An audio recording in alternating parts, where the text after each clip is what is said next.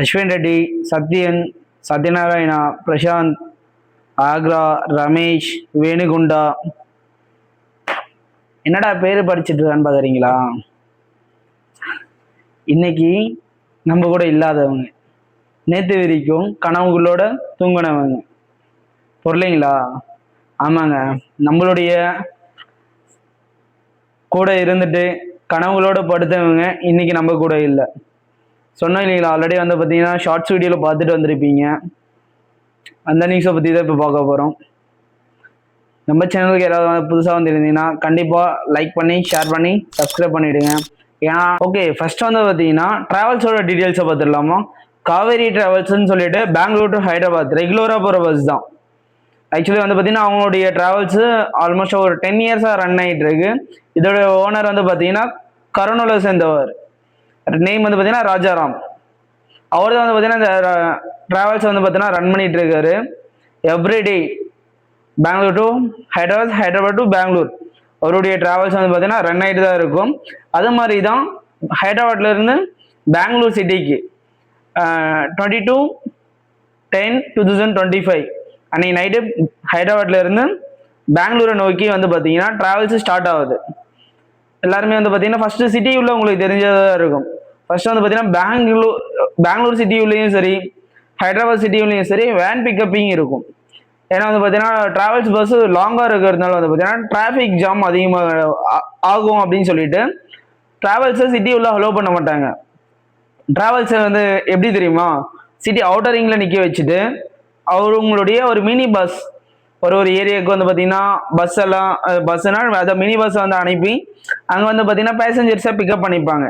ஒரு 1 hour வந்து பார்த்தீங்கன்னா சிட்டிக்குள்ளேயே ரவுண்ட் அடிச்சு இருக்கிற பேசஞ்சர்ஸ் எல்லாம் பிக்கப் பண்ணிட்டு சிட்டி அவுட்டரிங் வந்து தான் வந்து பார்த்தீங்கன்னா ட்ராவல்ஸில் ஏற்றுவாங்க.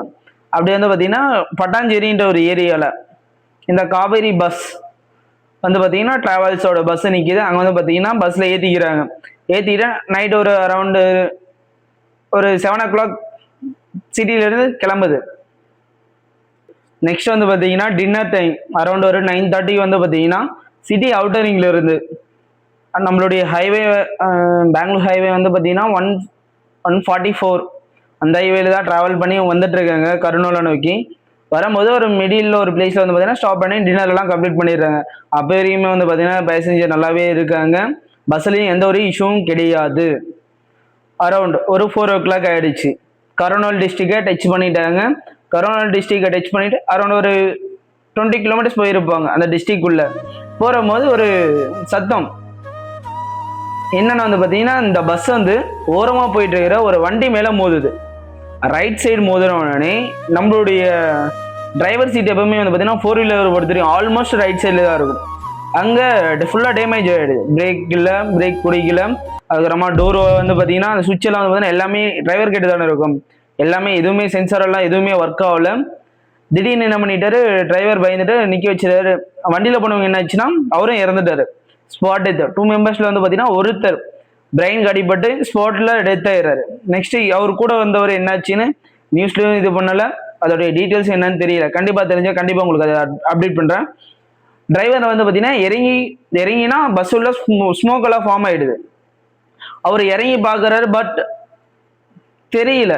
அவர்கிட்ட இருக்கிறத வச்சு கொஞ்சம் கண்ணாடியெல்லாம் இருக்கு பாருங்க. ஏசி பஸ் தானே, டிராவல்ஸ் எப்படி இருக்கும் தெரியலைங்க உங்களுக்கு. ஏன்னா ஏசி எல்லாம் வெளியே போகிறது வரைக்கும் ஃபுல்லாகவே கவரப் பண்ணி வச்சிருப்பாங்க. அது மூலியமா எல்லாமே உடைக்க ஆரம்பிக்கிறாங்க. கண்ணாடியெல்லாம் உடைச்சி ஆல்மோஸ்ட் ஒரு 20 பேர் வந்து பார்த்தீங்கன்னா வெளியேறிட்டாங்க. பட் 20 பேர் வந்து பார்த்தீங்கன்னா உள்ள லாக் ஆயிட்டாங்க. 20 பேர் உள்ள இருந்தவங்க வந்து பார்த்தீங்கன்னா ஒரே ஃபேமிலியை சேர்ந்தவங்க 4 பேர். ஃபர்ஸ்ட் 2 குழந்தைங்க, 2 பேரண்ட்ஸ், அவங்களுக்கு முதற்கொண்டு 8 பேர் கடந்து போயிட்டாங்க பாருங்க. அந்த 20 பேர் வெளியே வந்தவங்க உயிர் பொழைச்சிட்டாங்க. பட் அது இருந்த இன்னும் 20 பேர் வந்து பார்த்தீங்கன்னா பஸ் உள்ளே மாட்டிக்கிட்டு மூச்சு திணறல் ஏற்பட்டு தீக்காயங்களோட இறந்துட்டாங்க. பட் அதுலேயும் வந்து பார்த்தீங்கன்னா 15 பேரோட உடல் வந்து பார்த்தீங்கன்னா அடையாளப்படுத்தப்பட்டு இருக்கு. அது இன்னொரு 5 பேரோட உடல் யாரு என்னன்னே தெரியலங்க. அந்த அளவுக்கு வந்து பார்த்தீங்கன்னா கொடூரமான ஒரு சாவா இருக்கு. ஒரே விஷயம்தான், மனுஷனுக்கு யாருமே வந்து பார்த்தீங்கன்னா கேரண்ட் சர்டிஃபிகேட்ன்றது கொடுக்க முடியாது. இருக்கிற வரைக்கும் உங்களுடைய லைஃப்பை என்ஜாய் பண்ணுங்க. அது வரைக்கும் அந்த ஈகம், பொறாமை, பொச்சரிப்பு அதெல்லாம் கொஞ்சம் எடுத்து ஓரமாக வச்சுட்டு லைஃப்னா என்னன்னு லெசனை கற்றுக்கிட்டு அதுக்கப்புறமா லைஃப்பை மூவ் பண்ணுங்க. ஏன்னா வந்து பார்த்தீங்கன்னா ஒரு ஃபேமிலி எவ்வளோ கனவுகளோடு இருந்திருப்பாங்க, அந்த குழந்தைங்க எவ்வளோ கனவுகளோடு இருந்திருப்பாங்க அவங்களும். அவங்களோட ட்ரீம் ஃபேமிலியெல்லாம் எப்படியெல்லாம் கொண்டு போகணும்னு இருந்தாங்களோ. பட் ஒருத்தர் கூட இல்லைங்க அந்த ஃபேமிலியில் இன்னைக்கு.